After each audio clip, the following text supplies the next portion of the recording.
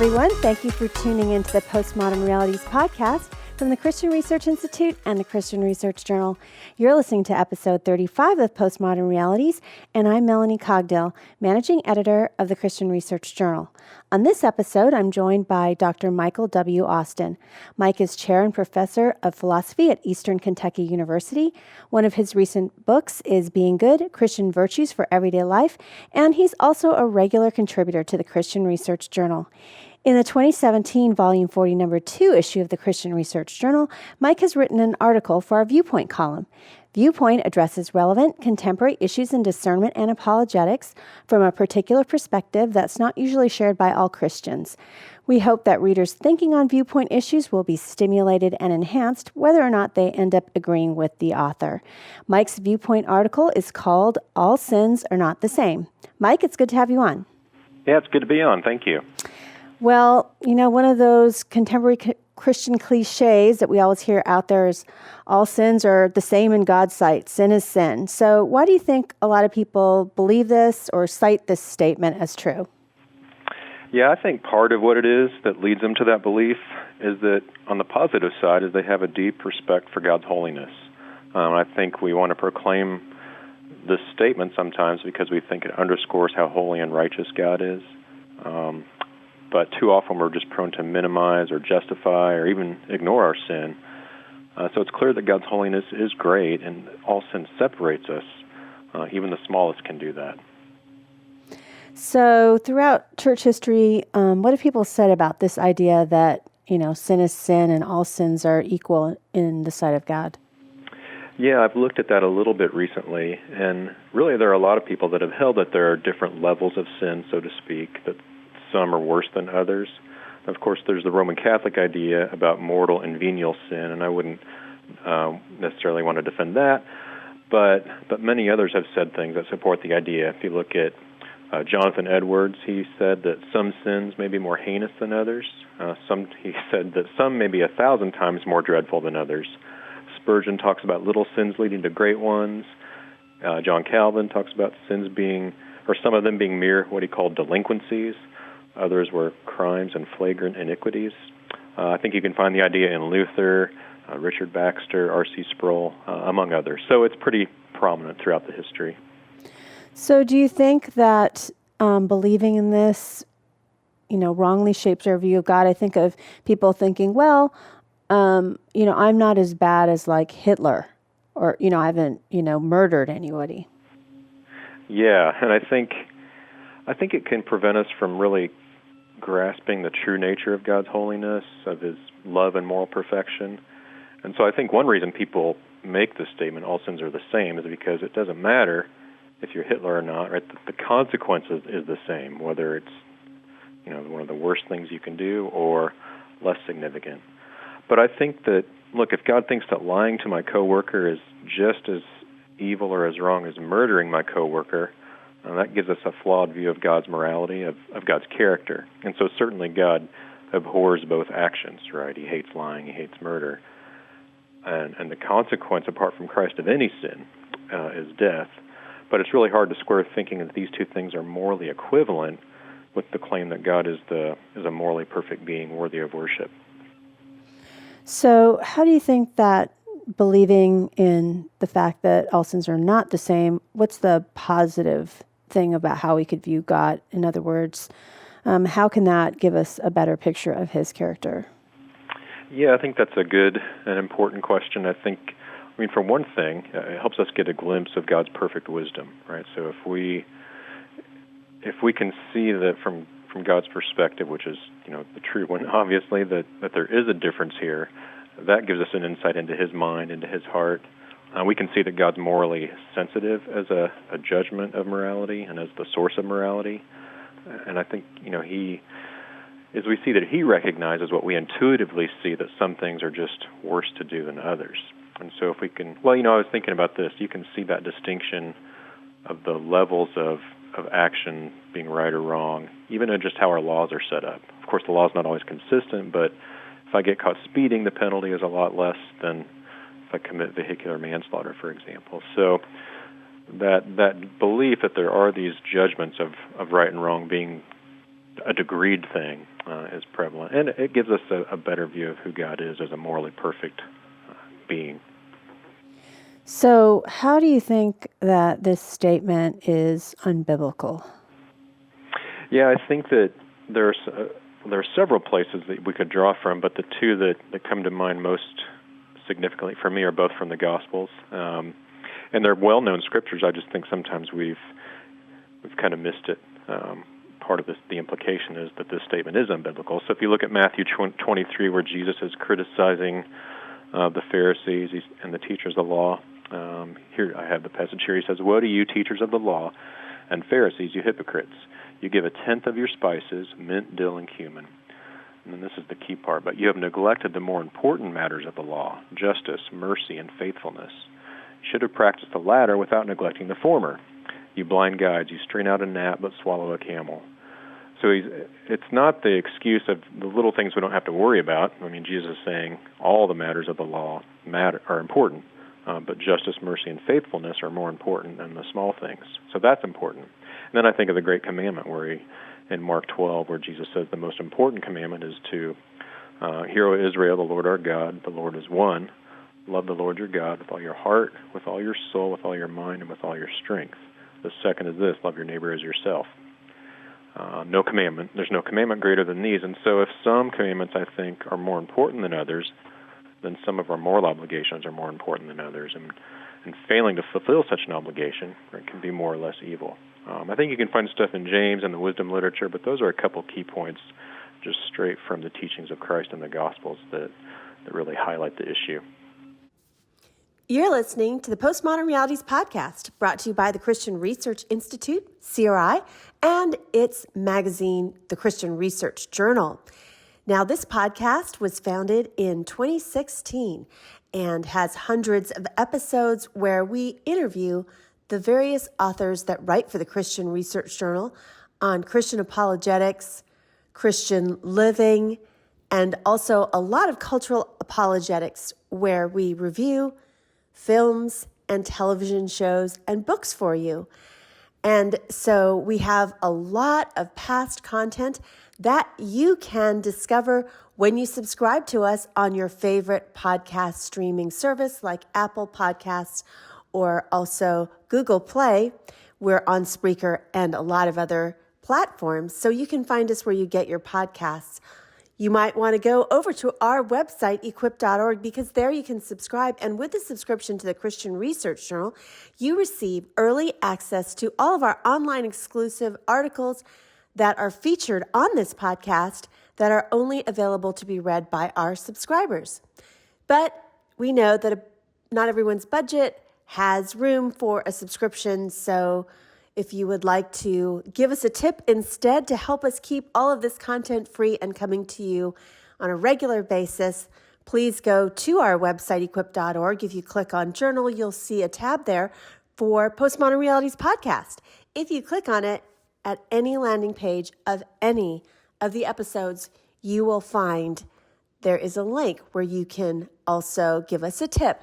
Now, the other thing that you can do to really help us out is just the gift of your time. If you go on to your favorite podcast platform, but more specifically Apple Podcasts, and rate and review our podcast specifically, it really helps to have a short sentence about why you listen. This helps more people to find our content because the algorithm on the internet sees that it is a podcast of interest to people. So helping us out that way and partnering that way just costs you your time, not any actual money, and we would really appreciate your partnership. So thank you for being a listener. There's a lot to discover in more than 300 episodes and going of the Postmodern Realities podcast. Well, you were just talking to us about the kind of cliche saying, all sins are not the same, or all sin is the same, really. Sin is sin. And you were telling us why that was unbiblical. But what's your philosophy professor? So what's wrong with it philosophically? Yeah, I discussed not this exact thing, but just in moral philosophy, both Christian and secular philosophy, something like this comes up about whether some actions are more right or wrong than others. And sort of the classic example in a philosophy classroom I might use, and I do use, is tell my students, imagine, you're in, Poland during the Second World War. You're hiding a family of Jews in your attic, and the Nazis come to the door. Do you lie to the Nazis and say there are no Jews here, or do you tell the truth? And in that case, at least philosophically, many think that the way to determine what to do when you've got two conflicting obligations is to figure out which one is the more weighty or more carries more strength, so to speak, when they come into conflict. And so when the obligation to tell the truth, right, conflicts with the obligation to protect innocent life, then it seems pretty clear that protection of innocent life is more important. And so the best way to determine a choice in those kind of situations is to figure out which obligation is stronger.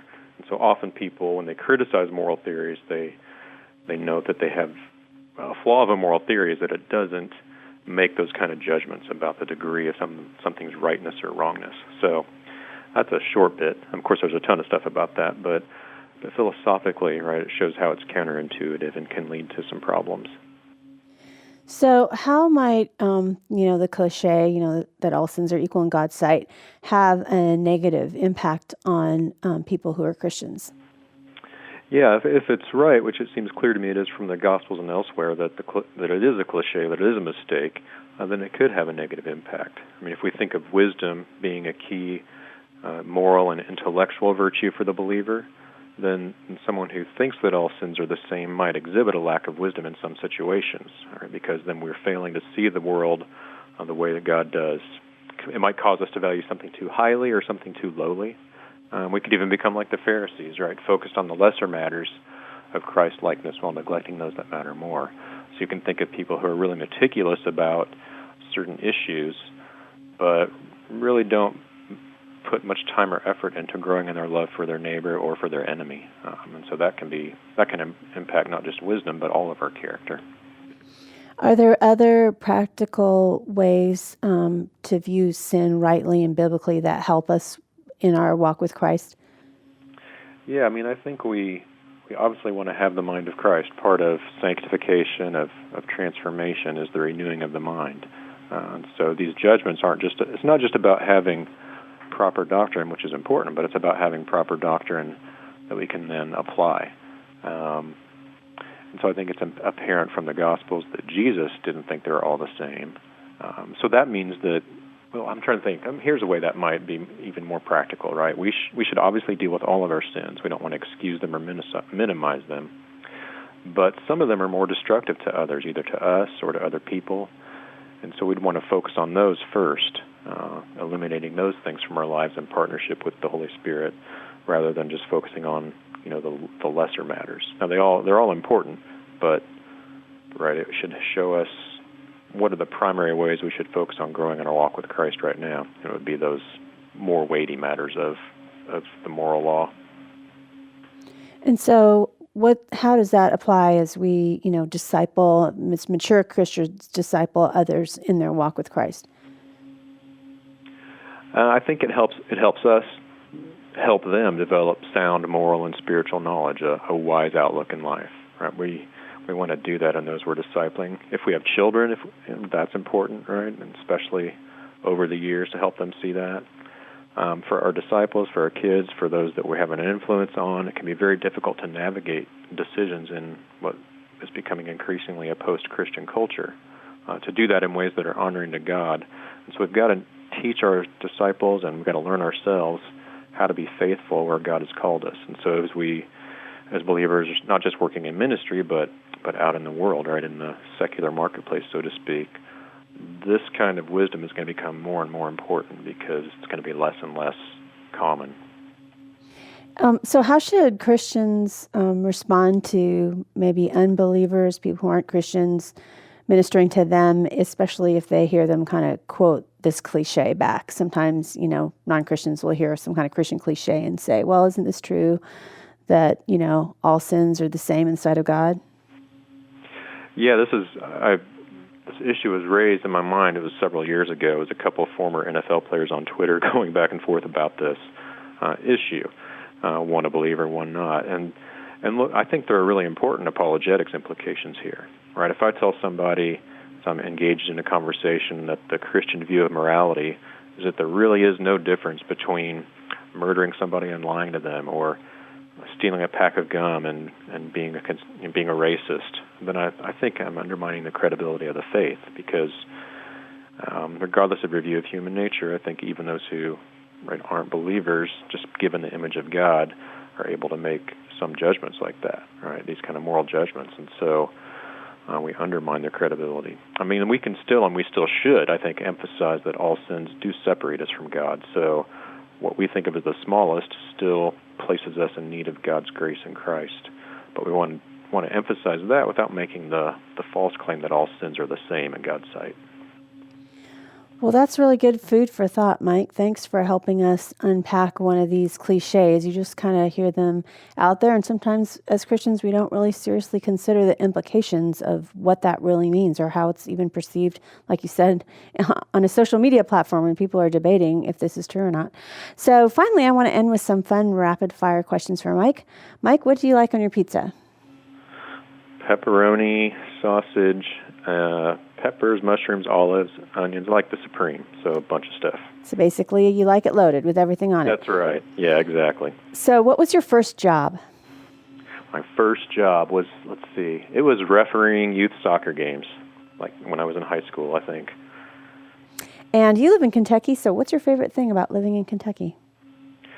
I guess a couple things. One is being able to see the thoroughbreds. We can go see them in Lexington, different places for free, and just the natural beauty. I didn't realize how much natural beauty there was here with the mountains, and some of the bluegrass is beautiful.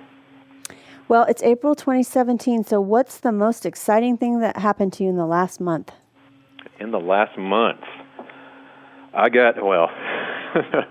this is something else about me. I got hired as a high school soccer coach for the girls team at a school here in town. And my daughter will be a senior, so it's her last year, and she's given me permission to coach, so I'm looking forward to that. So your first job is the same as your current job. Yeah, on the right. side. Okay, thanks, Mike, for being a guest on the Postmodern Realities podcast. Thank you. Michael W. Austin has written a viewpoint article for the 2017 Volume 40, Number 2 issue of the Christian Research Journal called All Sins Are Not the Same. To read his article, subscribe to the journal. A 6-issue subscription is $39.50, and to subscribe online, visit equip.org. Or if you would just like to receive a single issue and read Mike's article in the 40, Number 2 issue, it's also available for your donation to the ongoing work of the Christian Research Institute in the month of April 2017. We'd like to hear from you, so connect with us on social media, like the Bible Answer Man Facebook page, and follow CRI, Christian Research Journal, and the Bible Answer Man on Twitter. If you like this episode, please subscribe to the Postmodern Realities podcast on iTunes, and please share this episode on your social media accounts. Be sure you tune in daily to the Bible Answer Man broadcast hosted by CRI President Hank Hanegraaff, who answers your questions live on air. To ask Hank a question, call 888-ASK-HANK Monday through Friday at 6 p.m. Eastern Time. Make sure you go to equip.org, where you can download our free smartphone app on which you can listen to the Bible Answer Man broadcast live, listen to previous broadcasts, make a donation, and subscribe to the Christian Research Journal. So until our next author conversation, thanks for listening to the Postmodern Realities podcast.